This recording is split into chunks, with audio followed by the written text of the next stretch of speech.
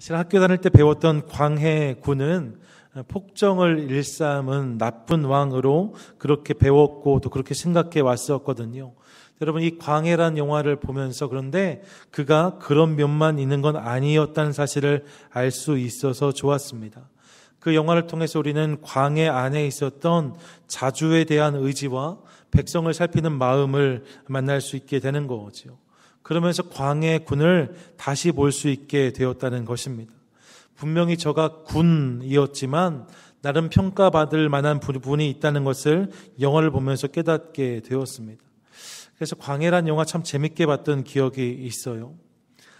광해란 영화만 그런 것이 아니라 여러분 가만히 보면 역사 속에서 일방적으로 평가받았던 왕 중에 그의 행적과 또 역사를 반추하다 보면 그에게 드러나지 않은 선행과 평가받을 만한 업적이 있다는 것을 깨달을 때가 있습니다.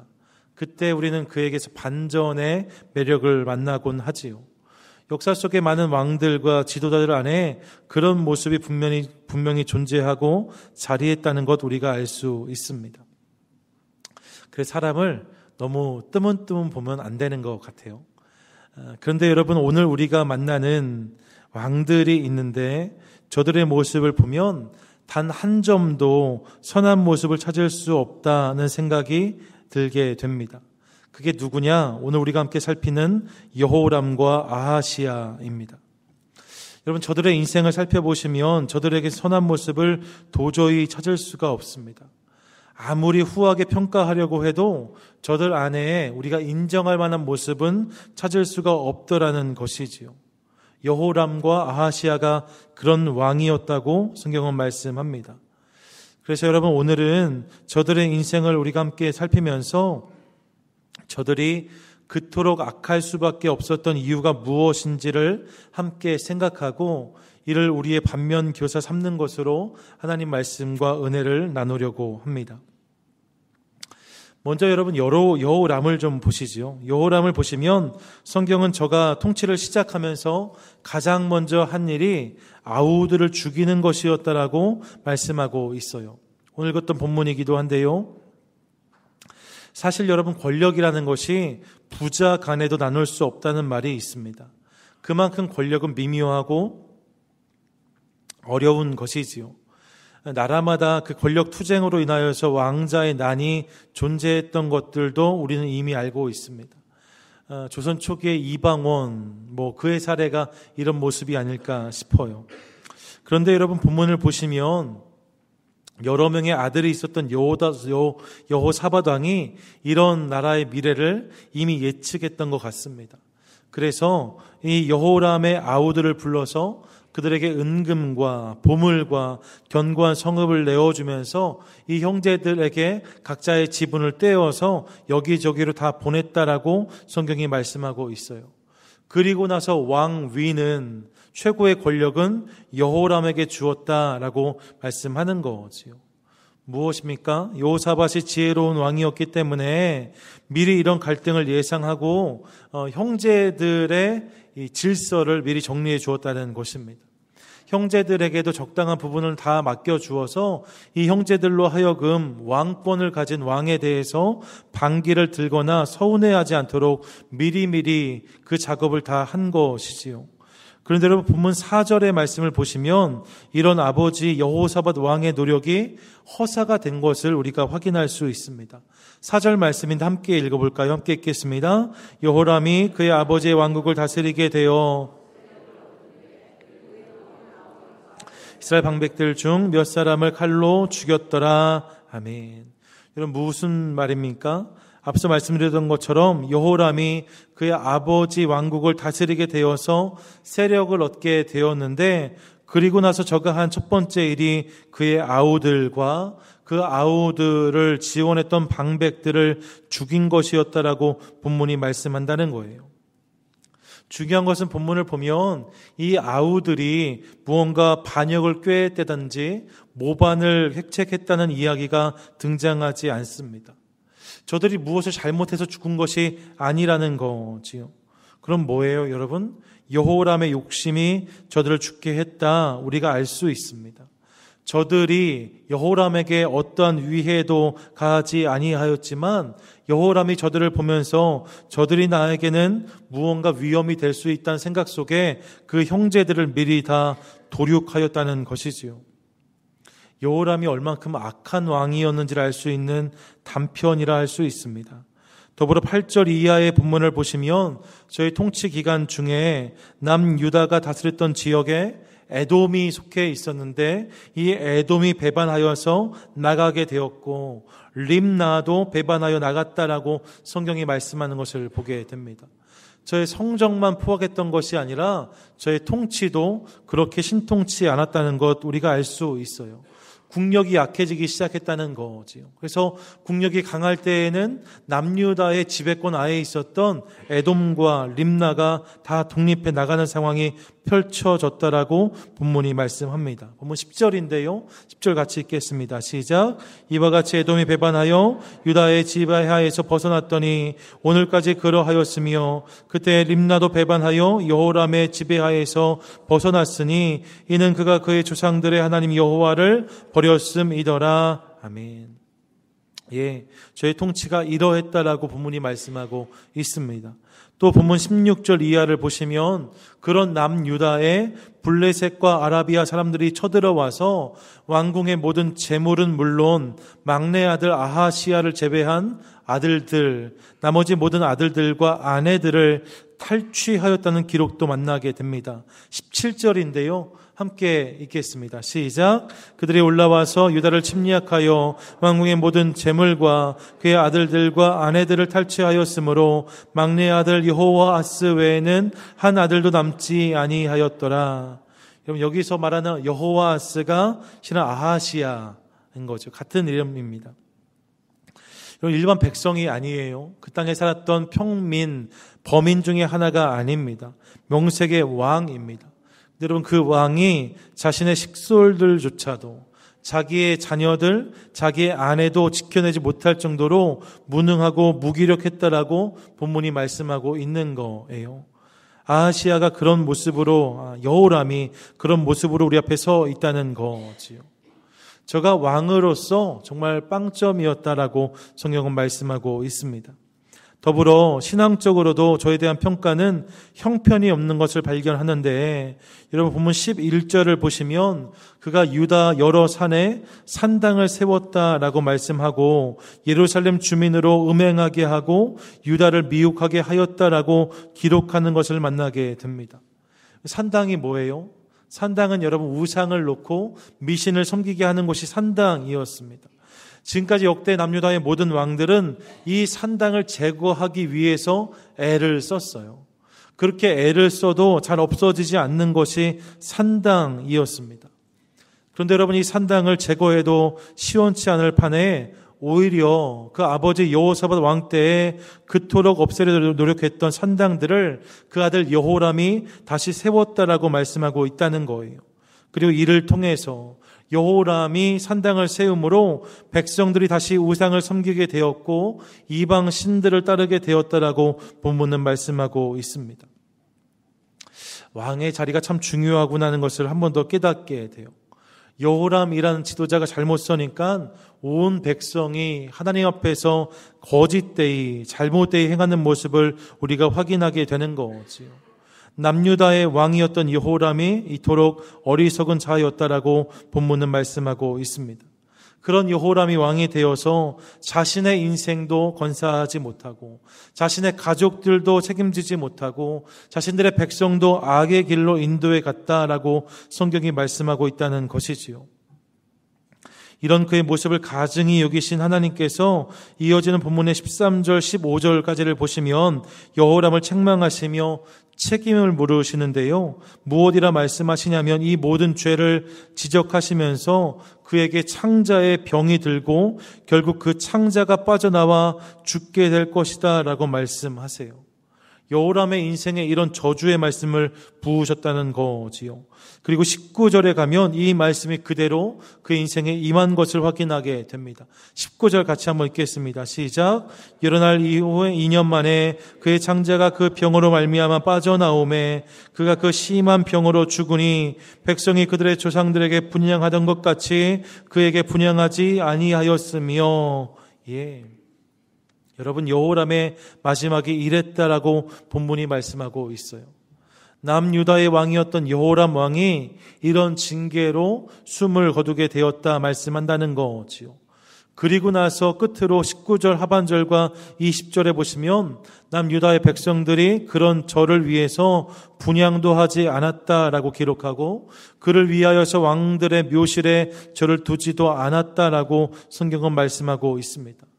무엇입니까? 저가 하나님에게만 인정받지 못한 것이 아니라 백성들에게도 인정받지 못한 왕이었다라고 본문은 말씀하고 있다는 것입니다. 이게 누구의 이야기예요? 여호람의 이야기입니다. 여러분, 우리는 이런 그의 모습을 살피면서 사실 저가 지난주에 살폈던 이스라엘 안에서 손에 꼽혔던 선한 왕 중 하나인 여호사밧의 아들이었음을 한 번 더 기억하게 됩니다. 저가 그래도 여호사밧의 아들이었는데, 그래 다윗 왕가의 한 사람이었는데 어떻게 이토록 망가질 수 있을까? 이런 의아함이 우리 가운데 찾아오는 거지요. 그래도 호랑이 새끼인데 어떻게 여호람이 이런 모습으로 하나님 앞에 또 백성들 앞에 설 수 있었을까? 도저히 이해할 수 없는 모습을 우리가 발견하게 되는 것입니다. 사실 여러분, 지금까지 살폈던 남유다의 왕들을 보시면 저들에게도 다 부족한 모습이 있었던 것은 사실이에요. 하지만 여러분, 르호보암도 또 아비야도 아사도 또 여호사밧도 우리가 살폈던 모든 왕들의 모습을 보면 저들의 인생은 처음부터 끝까지가 다 죄나 다 실패가 아니라 열심히 무언가를 위해 살아가다가 그 얻어진 걸로 인하여서 교만해진 결과로 죄를 범하였거나 아니면 세상적으로는 열심히였지만 신앙적인 부분이 무너져서 죄를 범하였거나 아니면 열심히 신앙적으로 살았지만 어떤 특정한 부분에 신앙으로 잘 감당하지 못함을 인하여 저지른 실수가 저들 가운데 있었다는 사실을 우리가 지난 4주 동안 살펴왔습니다. 그런 것이 그동안 남유다의 모습이었다는 것이에요. 그런데 여러분, 여호람은 그런 앞선 왕들과의 모습과 비교해 보면 완전히 결이 다릅니다. 비교할 수가 없습니다. 도저히 견줄 수 없는 바닥을 보여주는 것이 여호람의 인생이라는 것이지요. 그래서 성경은 그의 인생을 충격적으로 평가하는데 본문 6절에 보시면 이렇게 말씀해요. 그가 이스라엘 왕들의 길로 행하여 아합의 집과 같이 하였으니 라고 말씀합니다. 여러분, 여호람이 어느 나라 왕이에요? 어느 나라요? 대한민국은 아니죠. 네. 어느 나라 왕입니까? 남유다의 왕입니다. 남유다와 원수졌던 나라가 어느 나라냐? 북이스라엘입니다. 남유다는 하나님께서 세우신 왕조이고 북이스라엘은 그 하나님의 왕조에 반하여서 세워진 반역의 왕조라 할 수 있습니다. 그런데 여러분, 이 여호람을 평가할 때 누구와 견주어주고 있어요? 저가 북이스라엘의 왕들의 길로 행하였다라고 성경이 말씀하고 있다는 거예요. 남유다의 왕인데 북이스라엘의 왕들의 길을 지금 견주고 있는 것이지요.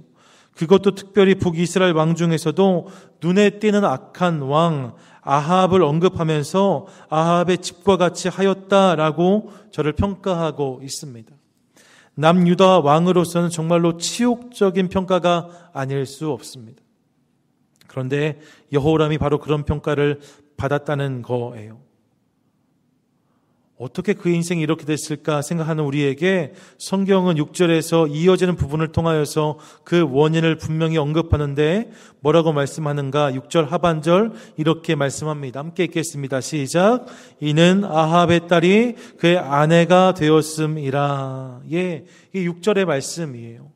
이 부분을 표준 세번역으로 6절을 다시 보시면 이렇게 되어져 있는데요. 표준 세번역 본문을 보니까 그는 아합의 딸을 아내로 맞아들였기 때문에 뭐라고요? 아합의 딸을 아내로 맞아들였기 때문에 아합 가문이 한 대로 곧 이스라엘 왕들이 간 길로 갔다. 이와 같이 하여 그는 주님께서 보시기에 악한 일을 하였다라고 번역하고 있어요.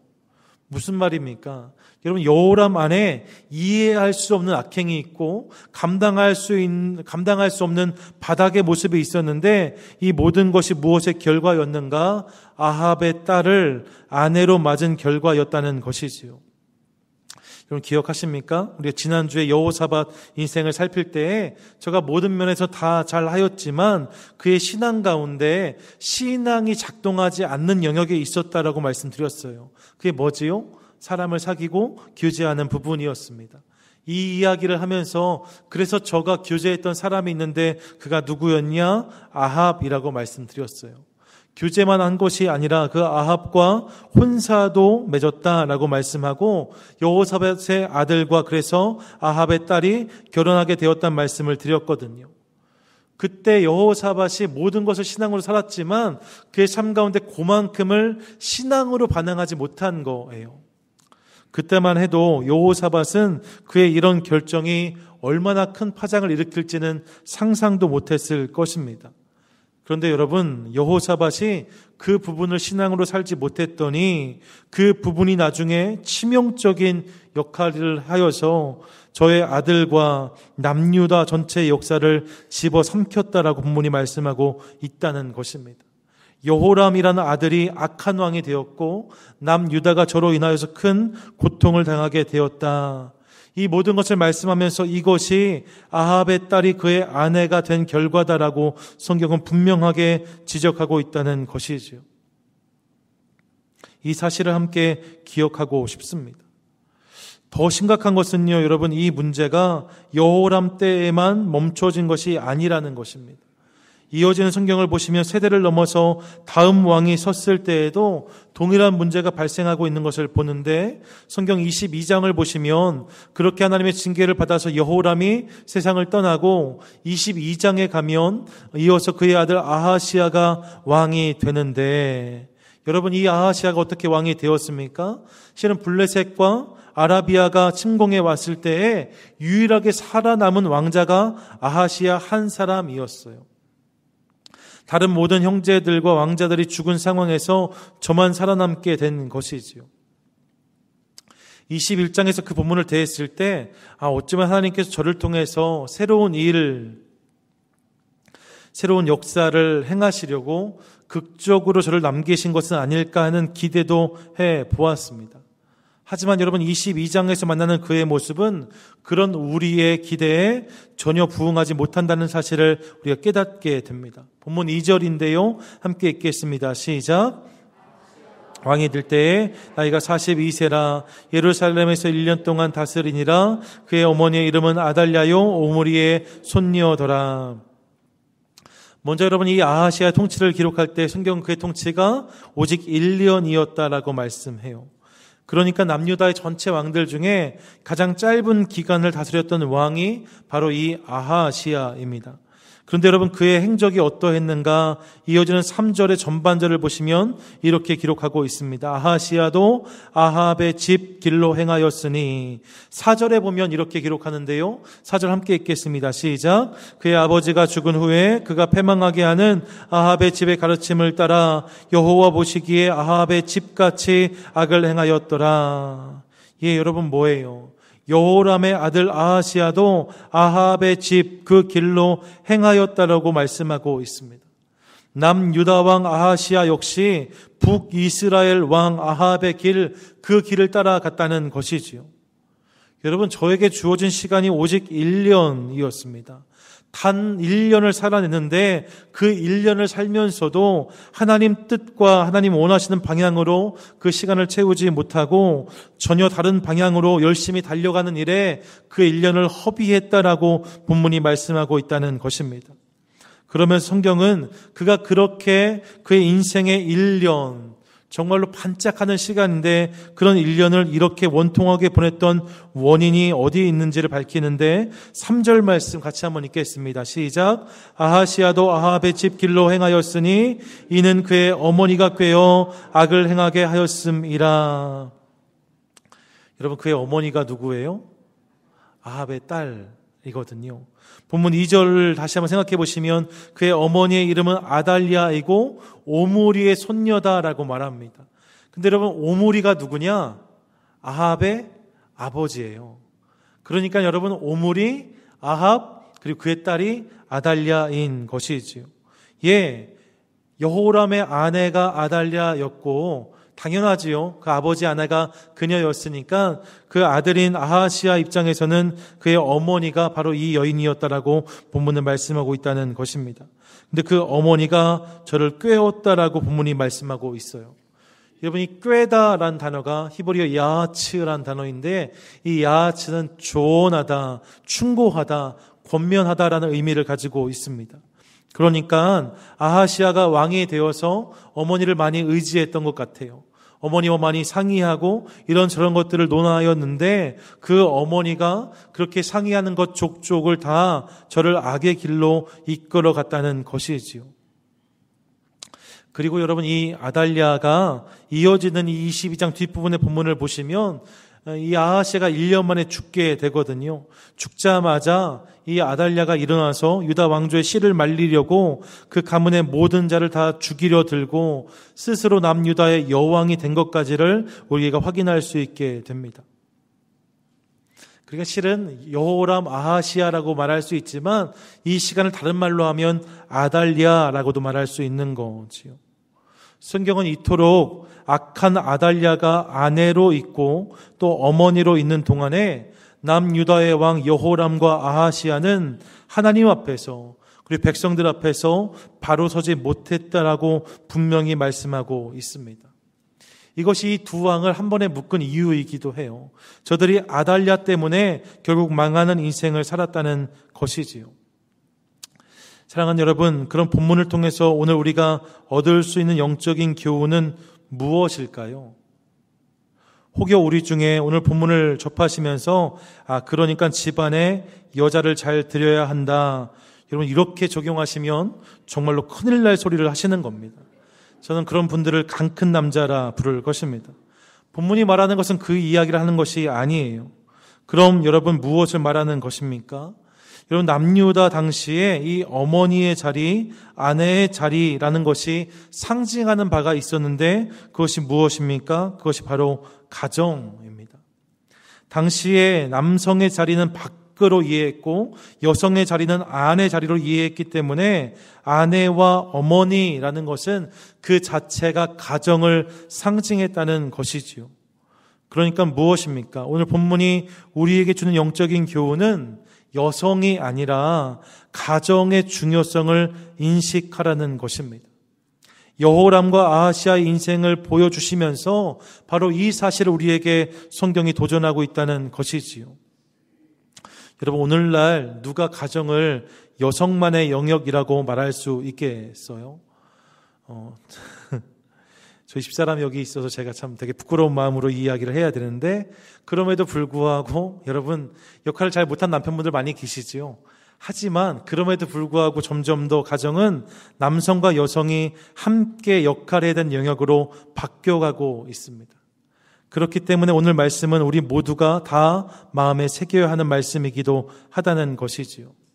오늘 본문은 그런 우리에게 가정을 세우는 것, 이것이 무엇보다 중요하다라고 분명히 말씀하고 있습니다. 여기에서 오늘 설교의 제목이 나온 것이지요. 같이 한번 따라해 보실까요? 가정이 바로 서야 승리할 수 있습니다. 우리 한 번 더요. 가정이 바로 서야 승리할 수 있습니다. 예, 여러분, 저는 저와 여러분이 가정을 바로 세움으로 승리하는 역사를 만들어가는 은혜가 있어지기를 간절히 소망합니다. 가정이 바로 서지 않으면 여호람과 같은 비극적인 인생이 저 가정에서 만들어질 수 있다라고 본문은 말씀하고 있습니다. 가정이 바로 서지 않으면 아하시아와 같은 무의미한 인생을 만들어낼 수 있다라고 성경이 말씀한다는 것입니다. 가정이 역할하지 못했더니 이런 일들이 벌어졌다라고 성경이 말씀하고 있다는 것이지요. 그런 맥락에서 가정은 참 중요하다 아니할 수 없습니다. 그런데 여러분, 이 가정이라는 것의 실체가 무엇일까요? 무엇이 가정입니까? 언제부턴가 우리는 가정을 이야기하면 늘 이 이야기를 자녀들에 대한 이야기로 이렇게 끌고 가는 경향이 있는 것을 보게 됩니다. 가정에 대한 이야기는 늘 자녀들을 어떻게 키울 것인가, 자녀들을 어떻게 양육할 것인가의 문제로 연결되더라는 것이지요. 물론 여러분 그럴 수 있습니다. 이 부분이 가정이 수행해야 되고 또 감당해야 되는 중요한 기능인 것은 분명한 사실입니다. 이 사명도 잘 감당해야겠지요. 하지만 여러분, 가정은 자녀들을 양육하는 공간이지만 그것만을 존재하는 것은 아니다라는 사실을 함께 기억하고 싶습니다. 가정 안에는 보다 많은 관계와 역할들이 있다는 것을 기억해야 한다는 것입니다. 가정 안에 남편의 자리가 있고 아내의 자리, 또 부모의 자리, 자녀의 자리, 형제 자매의 자리가 있다는 것이지요. 그리고 우리는 그 관계와 역할들 속에서 가정을 느끼고 경험하곤 합니다. 그러므로 가정을 생각할 때 우리는 자녀 양육의 영역만을 생각하면 안 될 것입니다. 이 모든 관계를 다 생각하고 이 모든 관계를 잘 세우는 것, 이것이 가정을 잘 세우는 방법이라는 것이지요. 실제로 여러분, 우리는 어디에서 가정을 느낄까요? 여러분, 자녀들을 양육할 때만 가정을 느끼시는 것은 아니잖아요. 그럼 어디서 가정을 느끼십니까? 서로가 서로를 통해서 가정을 느낍니다. 우리는 서로를 통해서 가정이라는 것을 경험한다는 거예요. 남편은 아내를 떠올리면서 가정을 느낍니다. 아내는 남편을 떠올리면서 가정을 생각합니다. 부모는 자녀를 떠올리면서 가정을 느끼고 자녀는 부모를 떠올리면서 가정을 경험한다는 것이지요. 서로가 서로에게 가정이 되어서 이를 느끼고 경험하게 된다는 것입니다. 그렇기 때문에 가정의 실체는 바로 여기 있다 할 수 있습니다. 무엇이 가정이냐? 내가 저의 가정이 될 수 있다는 거예요. 가정이라는 것이 내가 저에게 함께 살아가는 분들에게 내가 그 사람에게 가정이 되는 것이요. 그래서 여러분 사전을 찾아보시면 사전에서는 가정을 이렇게 정의하는데 제가 읽어드리겠습니다. 가정은 의식주 활동을 공유하는 생활 공동체로서 인간이 태어나서 처음 맞닥뜨리는 사회 집단이다. 공동체 구성원 간의 정서적 지지가 이루어지는 마음의 안식처이자 공동생활이 이루어지는 물리적인 공간도 의미한다라고 가정을 정의해요. 뭐예요, 여러분? 가정이라는 것이 단순히 함께 사는 사람들이 아니라는 거지요. 그럼 가정이 무엇입니까? 삶을 공유하는 공동체로서 서로 간의 정서적인 지지가 이루어지는 마음의 안식처. 여러분, 이게 가정이라는 거예요. 남편이 아내에게 존경을 받고 아내는 남편에게 사랑을 받는 공동체. 부모는 자녀에게 공경을 받고 자녀는 부모로부터 양육과 돌봄을 받는 곳이 가정이라는 것이지요. 그리고 성경은 이 가정을 만드신 분이 하나님이시라고 분명히 말씀하고 있습니다. 이 모든 가치들이 믿음, 말씀, 하나님 뜻 안에서 순기능으로 작용할 때에 우리는 그렇기 때문에 그 안에서 하나님이 디자인하시고 원하셨던 가정의 모습을 만나게 된다는 것이지요. 사랑하는 여러분, 이 사실을 기억하면서 서로가 서로에게 좋은 가족이 되는 은혜가 있어지기를 간절히 소망합니다. 예, 나를 통해서 우리 가정이 좋은 가정이 되어야 한다는 것입니다. 사실 여러분 가만히 보면 이렇게 삶이 공유되고 정서적인 지지가 이루어져야 하는 곳이 가정임에도 불구하고 그렇지 못한 모습을 만날 때가 많이 있는 것을 보게 됩니다. 삶을 공유하기보다는 저마다 자기 일로 바쁩니다. 그런 가족이란 이름으로 식탁에 모여 앉아도 서로 다 스마트폰 하느라고 눈 한번 마주치지 않는 모습을 볼 때가 있으시잖아요. 저희 집도 그런 모습 있거든요. 서로에 대해서 무관심합니다. 기대도 없습니다. 또 정서적인 지지를 경험하기보다는 서로를 탓하기에 여념이 없는 모습을 볼 때도 있어요. 이럴 때 웃으시면 안 돼요. 그럼 누군지 다 드러나잖아요. 자녀의 문제뿐만 아니라 가정에 생긴 여러 가지 상황들을 보면서 이것이 당신 때문에 그런 것이 아니냐, 당신의 문제이지 않냐, 이런 생각을 하는 모습을 만날 때가 있다는 거예요. 그러다 보니까 가정이 마음의 안식처가 되지 못하고 오히려 전쟁터가 되는 것을 볼 때가 있습니다. 미움과 다툼, 갈등이 계속적으로 생산되고 또 재생산되어서 그 영향을 자녀들이 오롯이 받는 모습을 볼 때도 있다는 것이지요. 사랑하는 여러분, 우리가 이 땅에서 가정을 세워갈 때에 이런 가정이 아니라 우리 모두가 하나님께서 원하시는 그 가정, 그런 모습을 세워가는 은혜가 있게 되기를 간절히 소망합니다. 오늘 본문은 그런 우리에게 가정이 바로 서야 한다라고 분명히 말씀하고 있어요. 아무리 다른 것들이 화려해도, 아무리 다른 것들이 잘 되어도 가정이 바로 서지 않으면 언제든지 넘어질 수 있고 무너질 수 있다라고 성경은 말씀하고 있습니다. 심지어 왕들이 나라를 다스리는 일과 가정이 바로 세워지는 일도 무관하지 않더라라고 성경은 말씀하고 있다는 것이지요. 가정이 바로 세워지는 것, 그것이 중요하다 성경이 말씀한다는 것입니다. 그럼 여러분, 어떤 가정이 좋은 가정일까요? 오늘 본문을 기억하면서 생각해 본다면 서로로 인하여서 아달랴가 여호람과 아하시아에게 그랬던 것처럼 서로로 인하여서 하나님을 바라보지 못하게 하는 것이 아니라 서로가 서로로 인하여서 하나님을 더욱 바라보게 되는 가정, 저는 그런 가정이 좋은 가정이라고 믿습니다. 서로가 서로에게 악을 권하는 것이 아니라 서로가 서로에게 선한 것을 격려하고 선택하게 하는 가정이 좋은 가정이라고 믿습니다. 서로의 약점을 붙들고 망하게 하는 길로 가는 것이 아니라 서로를 사랑으로 돌보고 격려하며 회복시키는 가정이 좋은 가정이라는 것이지요. 어떤 한 가정이 차를 타고 가다가 과속으로 경찰에 잡혔어요. 잡혔는데 경찰이 보니까 창문을 내리세요 했더니 창문을 쭉 내립니다. 너무 빨리 달리셨습니다 했는데 그 운전자였던 남편이 죄송합니다라고 하려는 찰나에 옆에 있던 아내가 거봐 여보, 내가 술 먹고 운전하지 말랬잖아 라고 말해요. 음주운전도 하셨어요? 큰일인데요 라고 얘기했더니 뒤에 앉았던 딸내미가 아빠, 그러니까 훔친 차는 오래 못 간다니까, 이렇게 이야기했다는 유머를 들은 적이 있습니다. 악한 일을 할 때 서로 말려줘야 되는데 그 일에 동초하고 함께 달려가는 것, 절대로 좋은 모습이 될 수 없다는 것이지요. 그것이 아니라 하나님께서 원하시는 방향을 함께 바라보고 그것을 선택하게 하고 그 일을 격려하는 것, 그렇게 가다가 넘어지거나 쓰러지면 에이, 당신이 뭘 안다고 이렇게 말하지 않고 하나님이 다 아실 거야, 여보 힘내라, 얘들아 힘내라, 다시 해보자 말하는 가정이 좋은 가정이라는 것입니다. 오늘 말씀을 들으시면서 저와 여러분 우리 모두가 서로가 서로를 위해서 내가 더 좋은 가정이 되어줘야겠다, 이 결단을 할 수 있기를 간절히 소망합니다. 여러분, 지금까지 부족했을 수 있어요. 지금까지 그러지 않았을 수도 있습니다. 제 앞에서는 목사님 저희는 한 번도 안 싸워요 하시지만 실상은 그렇지 않다는 것 저도 좀 알고 있습니다.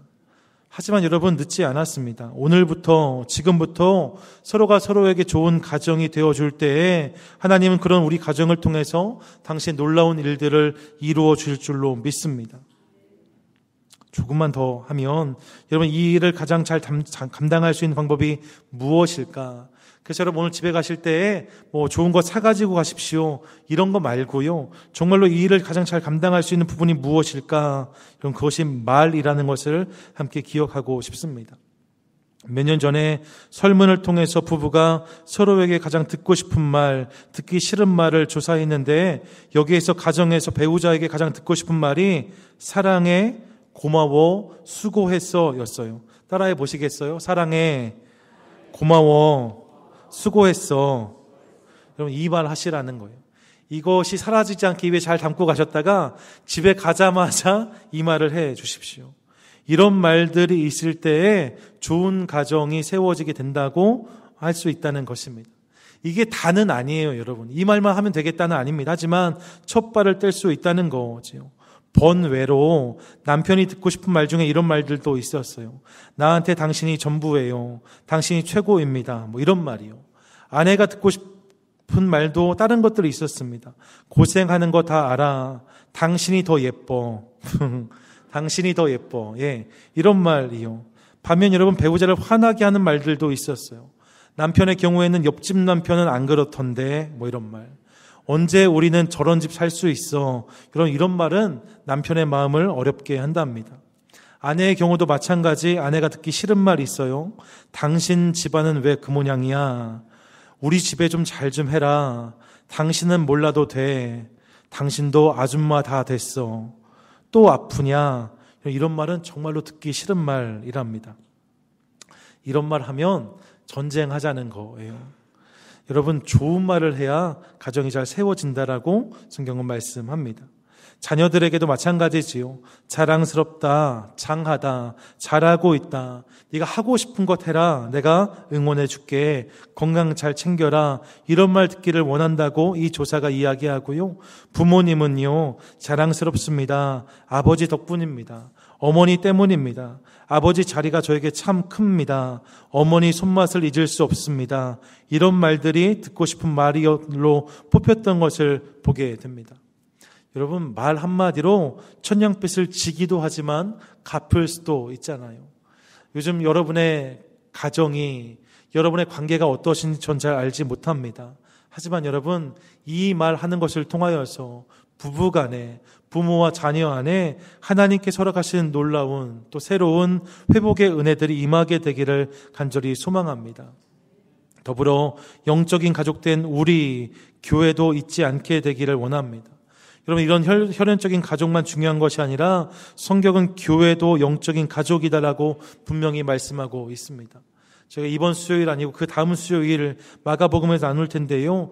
예수님은 당신을 찾으러 온 어머니와 형제들을 향하여서 누가 내 어머니이고 내 형제냐라고 묻고 계세요. 무슨 말입니까? 예수 그리스도를 중심하여서 그분을 쫓는 영적인 공동체, 그것도 또한 가족이다라는 것이지요. 그렇기 때문에 여러분, 가정이 바로 서야 승리할 수 있는데, 그런 맥락에서 교회도 서로가 서로에게 좋은 가족과 가정이 되어줘서 함께 잘 서게 될 때에 우리 교회를 통하여 주의 놀라운 일들은 일어나게 될 줄로 믿습니다. 서로가 서로에게 더 좋은 영적인 가족, 영적인 가정이 되기 위해서 애쓰는 저와 여러분 될 수 있기를 간절히 소망합니다. 바라기는 오늘 말씀을 기억함으로 가정의 중요성을 다시 한번 마음에 새기셔서 가정의 바로섬을 통하여서 하나님의 승리를 경험하는 저와 여러분, 우리 모든 가정들, 또 우리 교회 되시기를 주님의 이름으로 간절히 축원드립니다. 아멘.